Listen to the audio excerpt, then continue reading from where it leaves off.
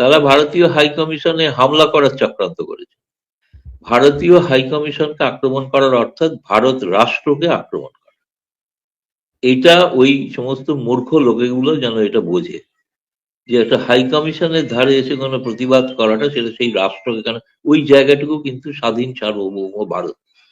সেইখানে ভারত রাষ্ট্রের উপর এটা আঘাত, এবং জেনেভা বা ভিয়েনা প্রোটোকল অনুসারে যেগুলো রক্ষা করার দায়িত্ব, যেটা স্মরণ করিয়ে দেওয়া হয়েছে, সেগুলো আশা করা হচ্ছে সেগুলো স্মরণ করা হবে। আমি শুনেছি যে একটা মিছিল যাচ্ছিল হাই কমিশনের দিকে, তাকে অনেক দূর বোধহয় আটকেও দেওয়া হয়েছে এবং পুলিশ আটকেও দিয়েছে। আশা করবো যেন কোনো অপ্রীতিকর ঘটনা না ঘটে আর কি। সেটা ঘটলে কিন্তু খুবই ভয়ঙ্কর ঘটনা ঘটতে পারে ভবিষ্যতে। আপনারা বলছেন যে কিছু উগ্রবাদী সংগঠন, প্র্যাকটিক্যালি তো আমরা দেখছি উগ্রবাদী না, এটা এনসিপি, যেটা এখানে কিংস পার্টি বলে অনেকে বলে থাকেন, তাদের নেতারা কিন্তু শহীদ মিনারে একটা অনুষ্ঠানে এই কথাগুলো বলেছিলেন। সেভেন সিস্টার্স এর কথা আমাদের প্রধান উপদেষ্টা কিন্তু দায়িত্ব নেওয়ার আগেও বলেছেন সেটা। তা আপনি হঠাৎ করে এদেরকে উগ্রবাদী বলছেন কেন আপনারা? ওগুলো শুধু নয়, জঙ্গিও বলছি, এটা জঙ্গি সন্ত্রাসবাদী বলছি। এইটা প্রথম ভারত সরকারের বিবৃতিতে বলা হয়েছে এরা সন্ত্রাসবাদী, চরমপন্থী। এদেরকে কে ভদ্র ছাত্র বলছে আমি তো জানি না। আমরা মনে করি, ভারত সরকার মনে করে এরা চরমপন্থী। ফলে চরমপন্থীর বিরুদ্ধে পহেলগাঁও আক্রমণের পরে ভারত যে সিদ্ধান্ত নিয়েছিল, তেমন আজকে ভারতীয় হাই কমিশন এমন ঘটনা ঘটলে ঠিক এমনই একটা ঘটনা কিন্তু ঘটতো, দুর্ভাগ্যজনক হলেও।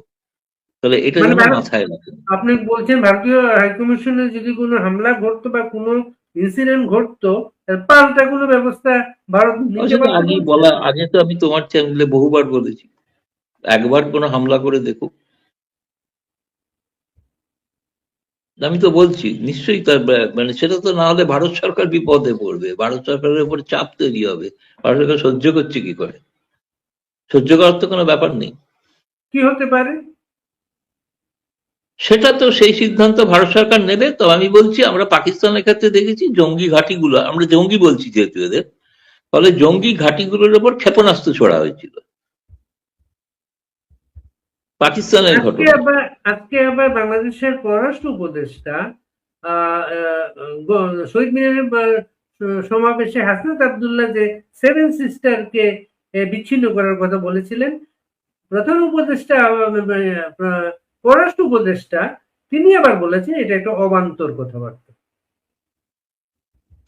না আমি বাংলাদেশে তো বলতে পারেন, খুব ভালো কথা। তাদের ওদের ওখানে তো আসলে কি, ওই যে একটা আহ যারা মানে জীববিদ্যা পড়েছেন তারা একটা জন্তুর কথা জানেন, সেটা হচ্ছে হাইড্রা। হাইড্রার বহু মাথা, বহু মাথা, কোনো মাথাটা একটা মাথা নয়। একটা ইউনুস মাথা, একটা হাসনাত মাথা, একটা পররাষ্ট্র উপদেষ্টা মাথা, একটা প্রেস সচিব একটা মাথা। কে যে কার সঙ্গে কখন কি বলেন তার কোনো ঠিক কোনো, একটা সরকারের, ভারত সরকারের যেমন হয় কি পররাষ্ট্র মন্ত্রণালয়ের মুখপাত্র যেটা বলবে সেটা ভারত সরকারের মত, তার বিরুদ্ধে বা তার পক্ষে আর কেউই কোনো মতামত দেয় না। কিন্তু ওখানে বাংলাদেশের ক্ষেত্রে বহু মতবাদের লোক, বহু সকলেই তারা ওখানে, রবীন্দ্রনাথের সেই সবাই রাজার মতো আর কি, সেখানে সবাই রাজা, কেউ প্রজা নেই আর। তো ফলে তারা সকলেই কোনো নিয়ম কানুন তো মানেন না। এটা প্রথম কথা, একটা অবৈধ সরকার, তার নিয়ম কানুন নেই। জোর করে চেয়ারে এসে বসে পড়েছে, মিউজিক্যাল চেয়ারের মতো বসে পড়ে বলছেন এটাই তাদের সরকার, এবং করে তারপরে যা করার করছেন। কিন্তু ফলে সেটা তো আমি জানি না, পররাষ্ট্র উপদেষ্টা বলেছেন ভালো কথা, কিন্তু পররাষ্ট্র উপদেষ্টাকে এর জন্য আবার না তাকে অন্য কিছু মানে ফেস করতে হয় ভবিষ্যতে। আমি চাই না যে তিনি অত্যন্ত সজ্জন ব্যক্তি, ভালো কূটনীতিবিদ। বাংলাদেশ কিন্তু এই সুযোগে আবার বলেছে ভারতকে শেখ হাসিনা এবং আসাদুজ্জামান কামালকে হস্তান্তর করার জন্য। না সেটা তো বলার কিছু, ভারত সরকার তো কিছু সেই বিষয়ে কোনো জবাব দেয়নি। তবে আজকে সাবেক হাই কমিশনার হর্ষবর্ধন শ্রীংলা, যিনি ভারতের পররাষ্ট্র সচিবও হয়েছিলেন পরে, তিনি একটি আজকে প্রবন্ধ লিখেছেন, যে ১ নম্বর ইংরেজি জাতীয় দৈনিকে হিন্দুস্তান টাইমসে। তাতে তিনি ব্যাখ্যা করে দিয়েছেন যে কেন শেখ হাসিনা বা কাউকেই ফেরত দেওয়া যাবে না। কি বলেছেন সেখানে উনি? সেখানে বলেছেন যে বন্দি প্রত্যাবর্তন চুক্তির যে নিয়ম শর্ত আছে সেই শর্তগুলো এটা তো কোনো আবেগের বিষয় না, এটা আইনি বিষয়। এর ফলে সেই আইন অনুযায়ী বিচার করে খতিয়ে দেখে সিদ্ধান্ত হবে, এবং সেই সিদ্ধান্তটা যা যা চুক্তি আছে সেই চুক্তি অনুযায়ী হবে। আর ওরা তো ভারত বন্দি না, বন্দি বিনিময় চুক্তি আছে। না, সে তো বটেই, সেটা তিনি লেখেননি। তিনি বলেছেন প্রথম কথা, তারপরে এটাও বলেছেন যে আমাদের দীর্ঘকালের পরীক্ষিত বন্ধু, তাকে বিপদে আমরা ফেলতে পারি না।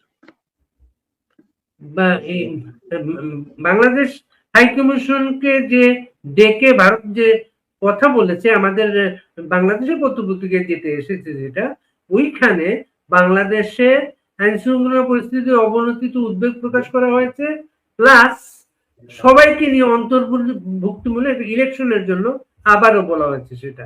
কিন্তু বাংলাদেশ তো যে সেই পথে নাই, সবাইকে নিয়ে ইলেকশন হচ্ছে না বাংলাদেশ। এই ইলেকশনটা ভারত, সেটা বলা হয়, সেটা ওই স্টেটমেন্টে বলা আছে যে ক্রেডিবল ইলেকশন, মানে যেটা বিশ্বাসযোগ্য নির্বাচন যাতে হয়। তার মানে সেটা বাদ দিয়ে হলে বিশ্বাসযোগ্য নির্বাচন হবে না, সেটাই তার অর্থ।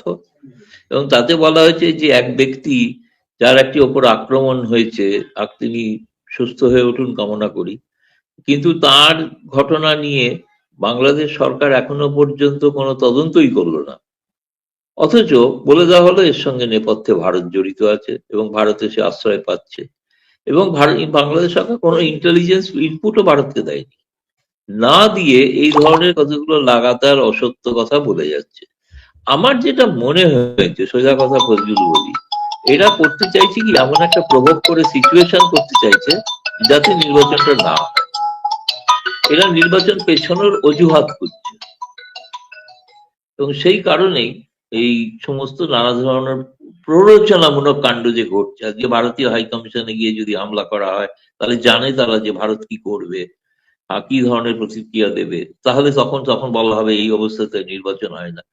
জামায়াত এবং এনসিপি ওই যাত্রা, তারা নির্বাচন চাইছে কিনা আমাদের সন্দেহ আছে। বিএনপি ছাড়া আর অনেকেই নির্বাচন চাইছে।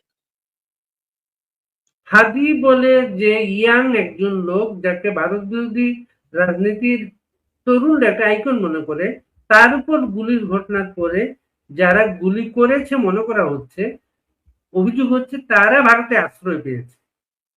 এটা নিয়ে তাদের কি বর্ডারে বিজেপি কি করছিল? বিজেপি কি ঘুষ খেয়ে তাদের পাঠিয়ে দিয়েছে? একটা সীমান্ত আছে তো, সীমান্ত দিয়ে এলো কি করে? বর্ডার গার্ড কি করছিল? ইয়াবা খেয়ে শুয়েছিল নাকি?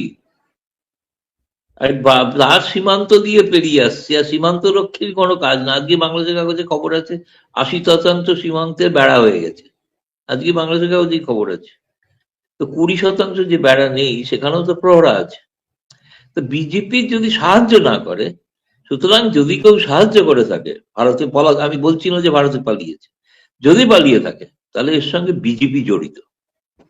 সুতরাং বিজেপির মহানির্দেশক তাকে শোকজ করা উচিত। দেখুন কি করে ভারতে গেল। ডিসেম্বর মাস আমাদের বিজয়ের মাস। এই মাসটায় আমাদের অনেক কৃতজ্ঞতা ভারতের প্রতি মুক্তিযুদ্ধকালীন আমাদের যে সহযোগিতার জন্য। সেই মাসে ভারত বাংলাদেশে হাইকমিশনকে ডেকে যে ক্ষোভ প্রকাশ করছে, যেটা এটা নিয়ে ভারতীয় মিডিয়া কিভাবে বিষয়টা প্রচার করছে?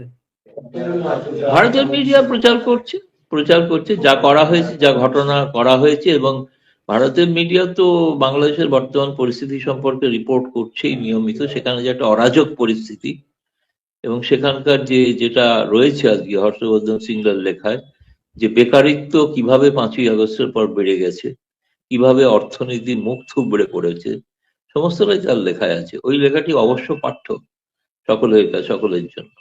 এবং তুমি যে নির্বাচনে সকলের অংশগ্রহণমূলক কথা বললে, কালকে আমি দেখেছি প্রথম আলোয় প্রথম পাতায় রেহান শোভান চৌধুরীর একটা সাক্ষাৎকার। তাতে তিনি কিন্তু ইউনূসের একজন বড় সমর্থক, এবং তিনি প্রথম কিন্তু ইউনূসকে আনতে চেয়েছিলেন রাজনীতিতে। তিনি কিন্তু কালকে বলেছেন যে আওয়ামী লীগকে বাদ দিয়ে নির্বাচন করাটা এই ইউনূসের পক্ষে চ্যালেঞ্জ হয়ে দাঁড়াবে। ফলে তিনি প্রকারান্তরে ইঙ্গিত করেছেন একটা উপায় বের করা দরকার কিভাবে আওয়ামী লীগকে নির্বাচনে আনা যায়। এটা তার মনে হয় আজকে হাইকমিশনের দিকে মিছিলটা পৌঁছতে পারে নাই, এই যে বাংলাদেশ সরকারের তো একটা সদিচ্ছা যাতে কেউ হামলা করতে না পারে, এটা কি পরিস্থিতিকে কুল ডাউন করতে পারে? এটা দেখা যাক, বাংলাদেশের পরিস্থিতি একদিনে তো কোনো ঘটনা শেষ হয় না। এটা তো আজকের জন্য ঠিক আছে, আজকে তাকে সকালে ডেকে এই জন্যই তো হাই কমিশনারকে কার্যত প্রক্রান্তরে হুমকি দেওয়া হয়েছিল যে ভিয়েনা কনভেনশন অনুসারে হাই কমিশনকে রক্ষা করা আপনাদের দায়িত্ব এবং আমরা আশা করব আপনারা সেটা পালন করবেন। ধরা যাক পালন করতে পারলো না, তো তখন যে প্রতিক্রিয়া হতো সেই প্রতিক্রিয়া হতো। প্রধান উপদেষ্টা 16 ডিসেম্বরের বক্তৃতায় ভারতের নাম উল্লেখ না করে বলেছেন যে আওয়ামী লীগ ইলেকশনের আগে একটা পরিস্থিতি তৈরি করার চেষ্টা করছে ফিরে আসার জন্য, কারণ তারা মনে করছে ইলেকশন হয়ে গেলে তাদের আশ্রয় নিয়ে সমস্যা হতে পারে। ভারতের নাম উল্লেখ করেন নাই। আপনারা কি মনে করেন বিষয়টা? এটা হচ্ছে ইউনূস এবং আওয়ামী লীগের মধ্যে বিষয়। এটা আমরা ভারতীয়রা কিছু জানি না। উনি আমাদের সিদ্ধান্ত হচ্ছে উনি যতদিন থাকতে চাইবেন ততদিন থাকবেন, আমাদের পররাষ্ট্রমন্ত্রী বলেছেন প্রকাশ্যে। এখন ইউনূসের কি মতবাদ ওনার সম্পর্কে, এই ব্যাপারে জবাব কেউ আওয়ামী লীগের মুখপাত্র দিলে ভালো হয়। এটা তো আমি বলতে পারবো না, আমি তো আওয়ামী লীগের কেউ নেই। এই পরিস্থিতি কি শেখ হাসিনাকে ফেরত দেওয়ার ব্যাপারে কোনো চাপ তৈরি করতে পারে? কোন পরিস্থিতি? এই যে মানে দিল্লি ঢাকার সম্পর্কের না, অবনতি। সে তো আমি জানি। আমাদের সিদ্ধান্ত হচ্ছে, সেই সিদ্ধান্তে কোনো পরিবর্তন হয়নি, ভারত ফেরত দেবে না। এটা তো সিদ্ধান্ত পররাষ্ট্রমন্ত্রী ঘোষণা করে দিয়েছেন। এখন কি বাংলাদেশ চায় প্রধানমন্ত্রী নরেন্দ্র মোদীর মুখ থেকে? দরকার হলে তিনিও কোনো এক সময় বলে দেবেন। নরেন্দ্র মোদীর টুইটের বিষয়টা নিয়ে, যে টুইটে বাংলাদেশে মুক্তিযুদ্ধের কথা ছিল না, ভারতের বিজয়ের কথা ছিল, এই বিষয়টা নিয়ে আপনাদের বক্তব্যটা কি? এ বিষয়ে প্রথমত আমার বক্তব্য হচ্ছে, এটা নরেন্দ্র মোদী গত 2 বছর ধরে এই এই দিনটাকে তিনি কেবলমাত্র ভারতের পাকিস্তানের বিরুদ্ধে জয় সেই হিসেবে দেখাতে দেখাচ্ছেন। কিন্তু আমি বলবো যে ভারত সরকার বা সকলেই বা ভারতবাসী তারা কিন্তু কখনোই মনে করে না যে এটা একা ভারতের যুদ্ধ। তারা কিন্তু মনে করে আমাদের এখানে বলার স্বাধীনতা আছে, যেটা বাংলাদেশে স্বাধীনতা নেই। আমরা বলতে পারি যে নরেন্দ্র মোদীর বলা উচিত ছিল যে নিশ্চিতভাবে বাংলাদেশের মুক্তিযুদ্ধের পাশে, যোদ্ধাদের পাশে দাঁড়িয়ে যে বিজয় অর্জন হয়েছে সেটা স্বীকৃতি দেওয়া। লক্ষ্য করবে যে ভারতের পররাষ্ট্রমন্ত্রী জয়শঙ্কর যে টুইট করেছেন তাতে কিন্তু মুক্তিযোদ্ধাদের তিনি সম্মানের কথা বলেছেন। একইভাবে আমি বলবো, যখন ডক্টর ইউনূস যখন গতকাল বক্তব্য রেখেছেন তিনি ভারতের সহযোগিতার কথা উল্লেখ করেননি। ফলে তার পক্ষ থেকেও এটা অত্যন্ত নিম্নমানের, নিম্ন রুচির পরিচয় দিয়েছেন। অথচ গতকাল দিল্লিতে দিল্লি বাংলাদেশ হাই কমিশনে যে অনুষ্ঠান হয়েছে যেখানে আমি উপস্থিত ছিলাম, সেখানে কিন্তু হাই কমিশনার রিয়াজ আহমেদুল্লাহ ভারতীয় 16,000 সৈন্যের যে প্রাণহানি, তার রক্তের বিনিময়ে স্বাধীনতা অর্জন হয়েছে দুদেশের যোদ্ধাদের, সেটা তিনি স্বীকার করেছেন। সেটা তিনি ঘোষণা করেছেন, ভাষণে উল্লেখ করেছেন। ভাষণে বহু তিনি সৈন্যদের নাম করে, ভারতীয় জেনারেলদের নাম করে তিনি তাদের প্রতি কৃতজ্ঞতা এবং জানিয়েছেন। ফলে পরিবেশটা সেই ছিল, কিন্তু এই পরিবেশটাকে পুরো মানে বিষিয়ে দেওয়ার একটা চক্রান্ত চলছে। এবং 16ই ডিসেম্বর সেই জন্য আমার মনে হয় ভারত বাংলাদেশের সম্পর্কের অবনতি একটা, 16ই ডিসেম্বরে কেউ হয়তো আত্মসমর্পণ করেনি, কিন্তু কোনো এক পক্ষকে আত্মসমর্পণের পক্ষে জন্য একটা নির্ণায়ক দিকে কিন্তু শুরু হচ্ছে আপাতত কূটনৈতিক যুদ্ধ। বলো। আপনি এই যে আপনারা হাইকমিশনে গিয়েছিলেন, হাইকমিশনে আপনাকে জিজ্ঞেস করেছিলেন 6 ডিসেম্বর ভারত যে স্বীকৃতি দিয়েছিল এই বিষয়টা নিয়ে সবসময় দিল্লি হাইকমিশন একটা অনুষ্ঠান আয়োজন করতো, 2 বছর ধরে কেন করা হচ্ছে না, এটা কি জিজ্ঞেস করেছিলেন আপনারা? হ্যাঁ, মানে সরাসরি নাম করে বলতে পারবো না, কিন্তু তারা সরকারি কর্মচারী। ফলে তারা জানিয়েছেন তাদের কাছে এরকম কোনো, তারা যেগুলো পালন করার জন্য জাতীয় দিবস, যেগুলো পালন করার জন্য রাষ্ট্রীয়ভাবে সিদ্ধান্ত হয়, তারা যেহেতু পররাষ্ট্র মন্ত্রণালয়ের চাকরি করেন, তারা সেই নির্দেশ মেনে চলেন। তাদের কাছে এবারে 6ই ডিসেম্বর মেনে চলার এমন কোনো নির্দেশ আসেনি, তাই তারা পালন করেন। নরেন্দ্র মোদী আপনি বলছেন গত 2 বছর ধরে এই ধরনের টুইট করছেন ভারতের বিজয় দিবস উল্লেখ করে, এটা কেন করছেন আপনাদের কি মনে হয় সেটা? এটার পেছনে কিছুটা হয়তো রাজনৈতিক, তিনি বাংলাদেশের বিষয়টা নিয়ে এত বেশি বিরক্ত যে সেই জন্য তিনি পুরো বলার সময় হয়তো অতীতটাকেও মানে তিনি ভুলে যাচ্ছেন আর কি। মানে এত বিরক্তিকর পরিস্থিতি দাঁড়িয়েছে বাংলাদেশ প্রায় তার একটা ঘাড়ে বোঝার মতো এসে দাঁড়িয়েছে। সেই কারণে আমি জানি না খুব একটা ডেলিভারেট কিনা। আর একটা হতে পারে ভারতে কিছু রাজনৈতিক বিতর্ক আছে, কংগ্রেস এবং সেই সময় ইন্দিরা গান্ধী প্রধানমন্ত্রী ছিলেন, এই সময় ভারতে বহু জায়গায় নির্বাচন আছে, সেই কারণে তখনও নির্বাচন ছিল, সেই সময় একটি মানে কংগ্রেস প্রধানমন্ত্রীর স্বীকৃতি দেওয়া, সেটা হয়তো রাজনৈতিক দিক থেকে তার পক্ষে অসুবিধা ছিল, সেই জন্য হয়তো দেয়। এর বেশি এর এটার আগে বিষয়ে কিছু আর বলা যাবে না। এর আগে বিভিন্ন সময় আমরা কিন্তু আহ, ঢাকায় ভারতীয় হাই কমিশনকে ডেকে কথাবার্তা বলার বিষয় ছিল, কিন্তু দিল্লিতে ভারতীয় হাই কমিশনকে ডেকে এইভাবে কথা বলা আপনাকে মনে পড়ে আগে কখনো ঘটেছে এটা? হ্যাঁ, মানে 5ই আগস্টের পর ঘটেছিল, তখন ভারতে হাই কমিশনার কেউ ছিলেন না বাংলাদেশের। তখন যিনি অ্যাক্টিং হাই কমিশনার ছিলেন নুরাল ভাই, তো নুরালকে ডাকা হয়েছিল, তিনি অ্যাক্টিং হাই কমিশনার ছিলেন। সেই সময় কিছু ঘটনা ঘটেছিল, কিছু আক্রমণের ঘটনা ঘটেছিল, সেই সবগুলোর প্রতিবাদ জানাতে ডাকা হয়েছিল। তবে রিয়াজ আহমেদউল্লাহ হাই কমিশনার হওয়ার পর এই প্রথম ভারত সরকার পররাষ্ট্র মন্ত্রণালয় তাকে তলব করলো। যদিও বাংলাদেশে ভারতীয় হাই কমিশনারকে ঘন ঘনই তলব করা হয়ে থাকে, বলা হয়ে থাকে, এর আগেও বহুবার, আরো আগে তাকে তলব করা হয়েছিল আর কি। সেটাও যখন তলব করা হয়েছিল তারপরেই তখন অ্যাক্টিং হাই কমিশনারকে করা হয়েছিল। এখন এখন হাই কমিশনার আছেন, হাই কমিশনারকে তলব করা হয়েছিল, এবং হাই কমিশনার তলব করে ভারতের পক্ষ থেকে যে আনুষ্ঠানিকভাবে যে প্রতিবাদ জানানো, সেই প্রতিবাদটা জানানো হয়েছে। এবং কারণ আজকের পরিস্থিতিটা সম্পূর্ণ ভিন্ন। আজকের পরিস্থিতি হচ্ছে কতগুলো উগ্রবাদী জঙ্গি সংগঠন বলে যেটা বলা হয়েছে ভারত সরকারের পক্ষ থেকে,